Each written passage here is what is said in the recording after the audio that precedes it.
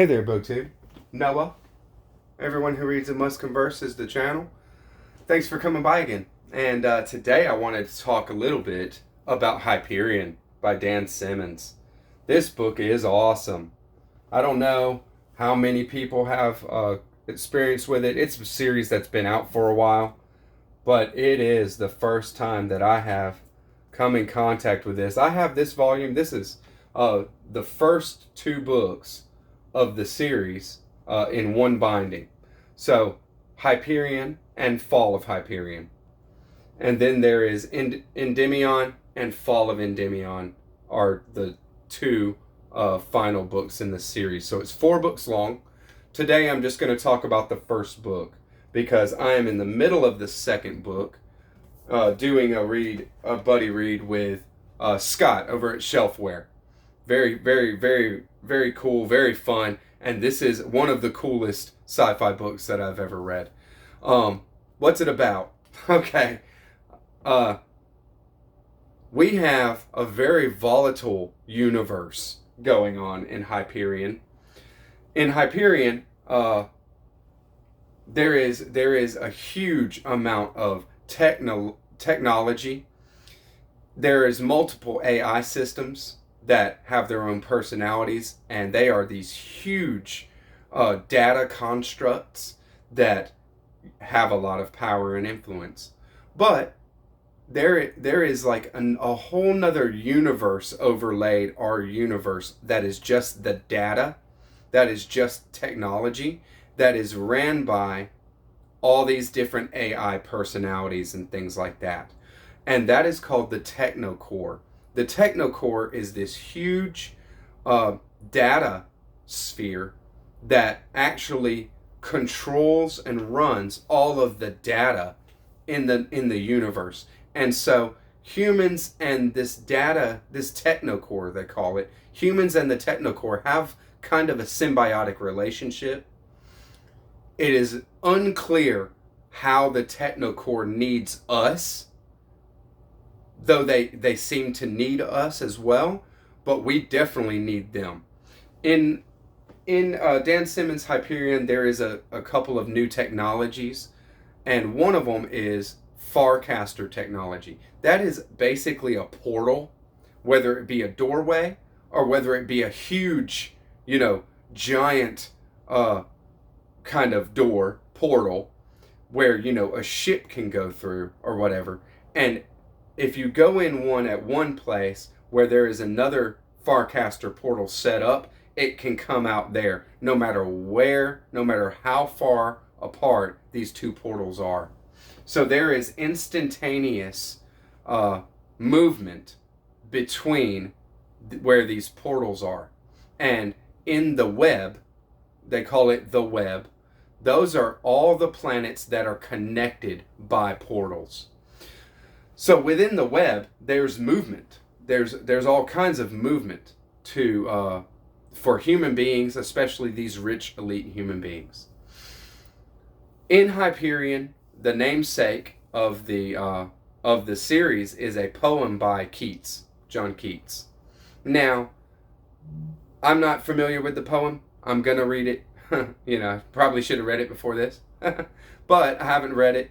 I've read some Keats, but I have not read, that poem doesn't stick out even if I have read it before. But that is the name of a planet in which human beings have found this kind of architecture they call the time tombs. And so there's all this architecture. There's like a monolith and a sphinx and a obelisk and all kinds of big architecture, some structures, and they seem to be empty. But the thing is these structures are in a place on the planet of Hyperion. There is a valley of the time tombs, it's called. And in this place, time doesn't move in the same direction that our time moves. Well, then there's actually only 2 directions of time, right? There's forward and backward. So what it seems like is that these time tombs have come back from the future of the universe, and they are moving backward in time. And there is a being called the Shrike that inhabits the time tombs. And if you get close to where the Shrike is and to this valley of the time tombs, then you are brutally murdered. The Shrike is a fully metal, fully bladed, blades everywhere. Its hands are blades. Think Edward Scissorhands or something. And its eyes are these multifaceted red, crystallized structures. Not human, as far as we can tell. There's nothing human about the Shrike. But the Shrike, and the Shrike is a Time Lord. The Shrike can control time for himself. Or itself, sorry. And the Shrike is called by one of the characters the Lord of Pain. There is a lot of reason for that. It is a horrifying creature, and its motivations are completely unknown. So there is a religion built up around this Shrike, of course, right? This kind of being that is kind of like a living god in some kind of way. There is a religion built up around the Shrike called the Church of the Shrike.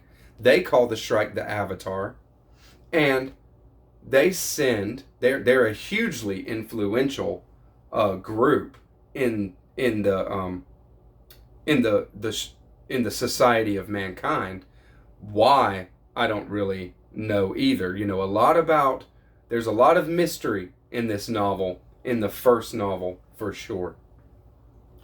But every so often, maybe 20 years, I think is the time frame. Every 20 years or so, there is a pilgrimage sent to the time tombs. And those that are sent on the pilgrimage are hand selected by the Shrike Church to go on the pilgrimage and to go meet their fate, coming face to face with this Shrike, with the monster.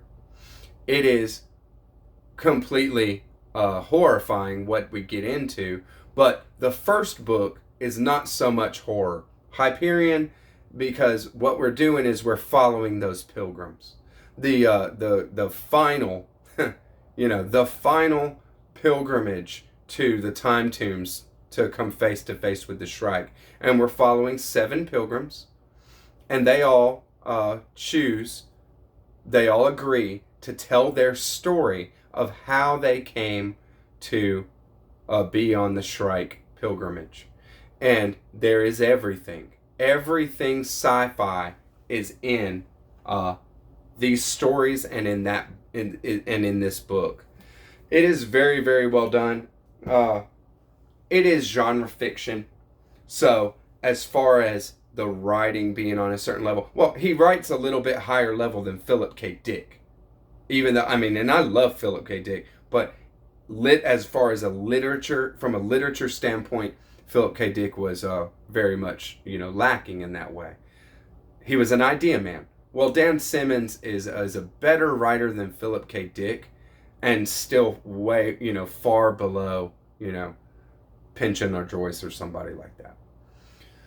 So, definitely check it out. If you're a sci-fi person, where, I love sci-fi, and I've just been thinking, where have I been on the Hyperion? And now that I've experienced the first book, Hyperion, I'm right there going with Fall of Hyperion, and I'll probably finish up the series. It's really, really good. It's got everything, and I'll hash out some more in the second video. I don't like to spoil. I'm not one for spoilers, but it is one of the most thought-provoking sci-fi that I've read in years. So hope you enjoyed this book too. I'll catch you on the next one. Bye bye.